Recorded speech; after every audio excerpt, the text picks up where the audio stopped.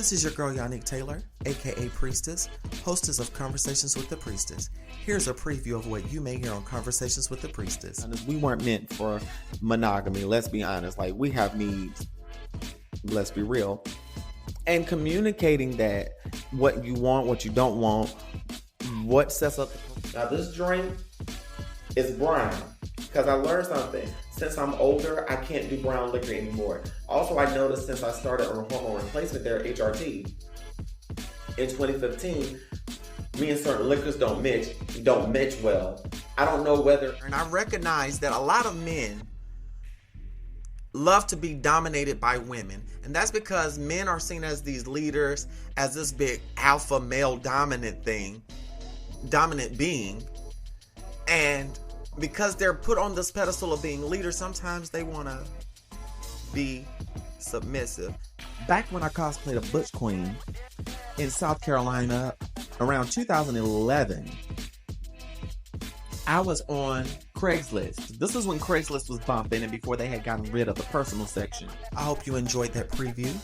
Join me on Wednesdays at 9 p.m. for Priestess After Dark. Full video versions of the podcast can be found on patreon.com/CWT Priestess, and join me on Fridays at noon for our regular Friday post. Live, love, and be free. Smooches. Available on Spotify, Apple Podcasts, YouTube, anywhere you download and stream podcasts. The versatile person in the group, we'll call him Dan. Dan and I are interacting, and I'm giving him the business. I am laying it on him. I am beating the case. And all of a sudden, his partner, I'm going to call him Kevin. His partner, Kevin, gets upset. And Kevin's like, wait. You enjoying it a little too much. What about me? Hey, no, it ain't safe for word. No, What's going on, my yayas? My royal priesthood. I hope that y'all are doing well. Your girl is well. I pray that your week is well. Before we get into the topic at hand, I just want to say thank you all for your love and support. Thank you all for supporting the Transphobia in Queer Spaces podcast episode. That means a lot. Thank you all for just coming out and stating your experiences and letting me know about the transphobia that you've faced and you have overcome, and ways that we can help each other in the society. Now, as we further on into the topic, this week's topic I got from Facebook on a post that asks, so y'all never had a threesome, with the laughing emojis. And these type of posts on Facebook, they just thrill me. They thrill me so much because I like seeing people's reactions when I repost them or when I ask these questions. And a lot of people were responding, yes, it was amazing. I'll never do them again. And I've done plenty of threesomes. I did a threesome this past weekend at the time of this podcast. And it was very delightful. However, threesomes aren't for everybody. And if you're going to do a threesome, you have to be careful of who you're dealing with, because you never want to do a couple that has issues, underlying issues, because it's going to come out during the threesome. Back when I cosplayed a Butch Queen in South Carolina around 2011, I was on Craigslist. This is when Craigslist was bumping and before they had gotten rid of the personal section. I was scouting for some good and some schmeat. And I said, well, hell, it's been a while since I did a threesome. Why not? So I had posted up my ad, posted up my pictures, and discreetly put my number in. And I didn't get many hits that night. But I came across this interracial couple. And they were a little bit older than me. They were like in their 30s. I was in my mid-20s at the time. So we had talked back and forth. One was top, one was fully versatile. And we decided we were going to meet up and have us a grand old time. So because I didn't have a car at the time, they said, well, we'll come pick you up. I had exchanged pictures, told one of my best friends where I was going.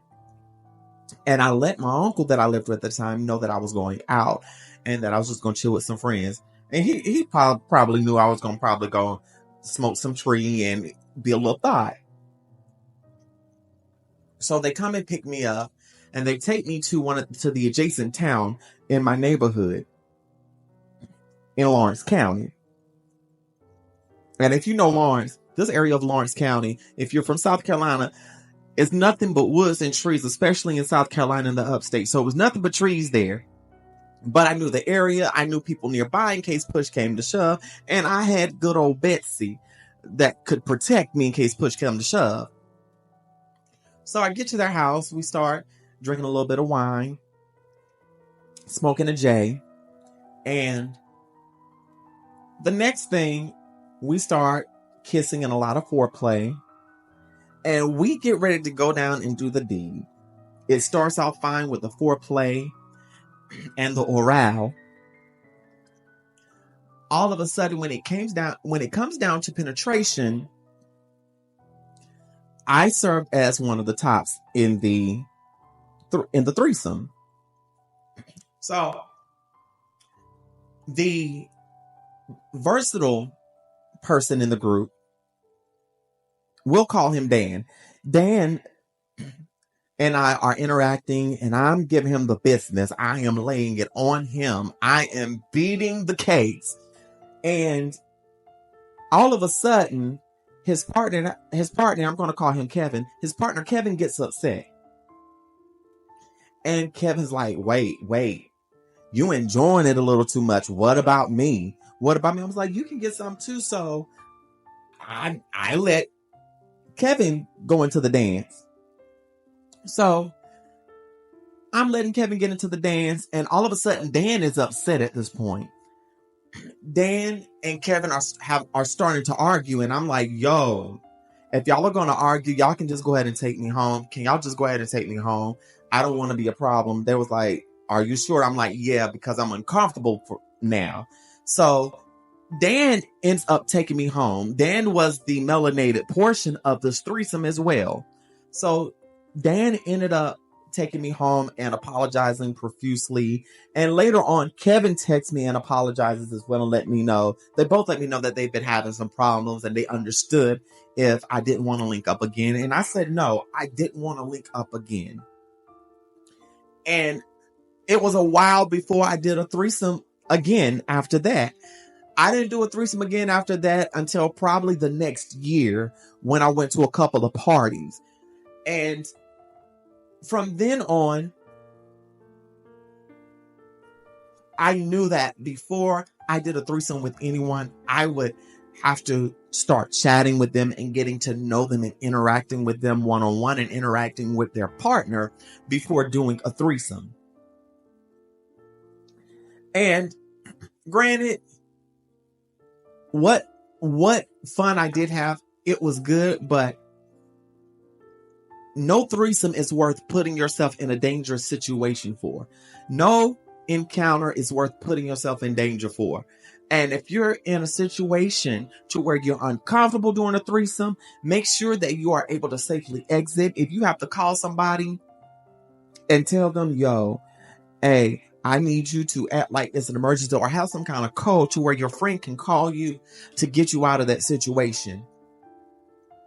I'll never forget, in about 2013, I did a threesome with another couple. However, the threesome went well, but they really wanted me to stay a little longer, and I didn't want to stay. And I really didn't know how to tell them this because they were much older than me, and they were these buff guys. So I had my friend fake a little family emergency to get me out of Dodge. And thankfully, they went with it. They believed it, and I left. So again, I started evaluating more with the people that I deal with. Make sure it was people that I've chatted with and have hung out and interacted with before. Make sure that nobody has a problem. So one thing I will say to you all, before you do a threesome, make sure that you're doing a threesome with people that you've interacted with before, like I said, and make sure, number one, that you've all been recently tested because that is important. And make sure that you all are aware of each other's results. If you are not aware, use a condom and still get tested afterwards because Understand some people are not honest out there. And it's sad but true. Some people are not honest. So make sure that you know who you are dealing with. And if you're planning an anonymous threesome, make sure that y'all chat first. Have a conversation. Because sometimes in those conversations, you will find out all you need to know about a person's intentions. Also, see how they act when it's time to send face pictures, or just pay attention to how they move. Since I've transitioned, I prefer to meet people out in public and chill with them a few times before I interact with them, even for content or for being a regular play partner. I always look at conversation and I always look at how they act when it's time to send a picture, but I also look at their social media and the things that they like as well. People may say that's too damn much, but it can never be enough for your safety, baby. Okay. It can never be enough for your safety. I'm just saying. So I'm going to leave it off right here. But if you've made it this far in this podcast or in this video, leave a mermaid emoji in the comment section. Thank y'all so much for listening in the last video and doing that for me. Thank y'all. That let me know that y'all are listening. Make sure that y'all interact. If y'all have questions or if y'all want to write to me, email me. Everything is in the show notes. Talk the number 2 priestess. Talk to priestess at gmail.com. Don't forget to give me a thumbs up, comment, like, and subscribe. If you're listening to the audio version, share and leave me a review with a mermaid emoji in the comment. I love y'all so much. Smooches. Thanks again for subscribing.